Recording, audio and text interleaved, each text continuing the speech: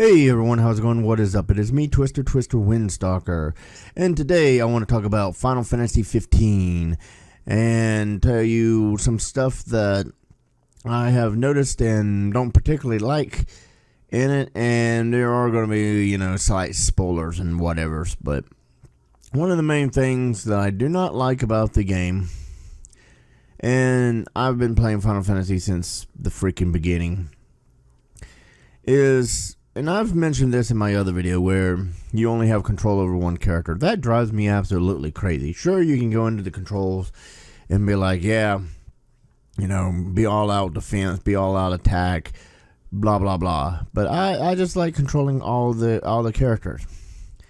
And the other thing that is kind of weird is that instead of actually utilizing menus, you have to hit this trigger button to bring up your potions and whatnot so that you can do a Phoenix down and hyper potion, blah, blah, blah, to bring back your characters and all this. And I was like, okay. And then you have this button that does the teleport thing, because you hit this to lock on and then you teleport. And I was like, okay. And then, since I got the pre-order, I got a 8-bit digital thing that goes on the side of your car that shows the characters and the girl in 8-bit style, which I actually kind of like. That actually looks kind of stylish. And then, of course, I got the Masamune, and considering being one of the stronger weapons in the game right now, it's kind of like, oh. Okay, because I think it does like 88 hit points or something like that. And then I already upgraded the one because any of them that has the little plus next to it can be upgradable. And the introduction to one of the characters that have been in almost every single Final Fantasy throughout the entire series, Cid. And it's like, Cid's in this game? Yeah. Because, I wasn't expecting him to actually make it in this one. But this time he's your mechanic. Well, his daughter is your mechanic. But you get to, go to him and he gets to upgrade your weapons and everything. If you find the parts and everything to upgrade the stuff. And it's like, that works. I like that. I like that a lot. And, of course, you got this other guy, Protos or whatever his name is, that takes pictures. And at the end of one battle, which I actually laughed about it because it just struck a chord with me. After they won one battle, he started doing the winning theme to that you normally get during the regular Final Fantasies, and I was like, oh yeah, that hit their spot because I really enjoyed it. And then the one guy was like, so you're enjoying yourself. And I was like, yeah, I enjoy that too, because that just, shows, they have love for the fans still, even though I still question a lot of stuff they've done. But it's like, wow. And the thing about it is okay, you have this car. You got to put gas in it. And you can drive to all your destinations in this car. I mean, you have to get out the car every once in a while to, but your main story destinations you can just drive to. And of course it uses up fuel, so as long as you keep fueling the thing, you're good. I only had to push the car twice. The first time was story plot because the car broke down and it introduced you to Cid and his daughter. The second time, I was this close to actually making it to my destination, and I was like, oh, I gotta make it. And I saw it was down to one fuel mark. I was like, oh, yes, I can make it. And then suddenly it puts out right there. This far from actually being inside the border and about that far from the gas pump, and I was like, what? So, of course, the people had to get out and pushed the car, and I got it a little closer, and then went to the gas and hit the thing, and then automatically filled the car back up. And I was like, that was stupid.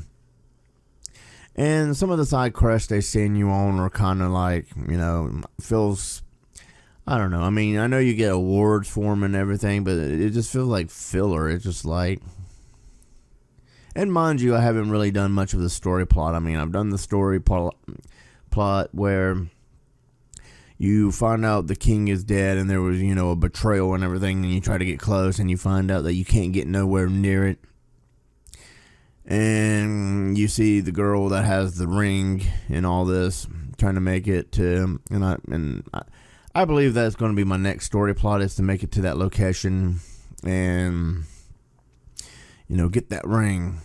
But I've been running around leveling up because I want to do that one monster hunt battle thing where you have to be level 17. And I want to do that because the monster hunting right now seems to be the awesomest part of the game for me, because it's like, you go out, you go after these, the guy, asks you to get, certain ingredients for his, for the restaurant he works at. And the guy that's in your party, if you camp, which I've been staying in a little tow behind RV like thing, one of those little pop up tent. It's not really a tent. It's one of those pop up, camper things. I've been staying in that instead of, and you level up just the same. And that's the other thing that I don't like, is that you level up at night. So you do all this crap during the day, blah, blah, blah, blah.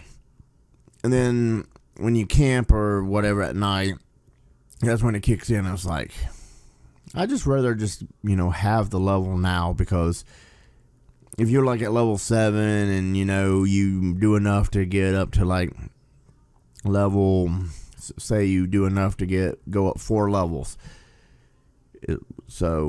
And then you have to wait till you go to, sleep in order to, get those 3 levels. And it's like, why can't I just have it now?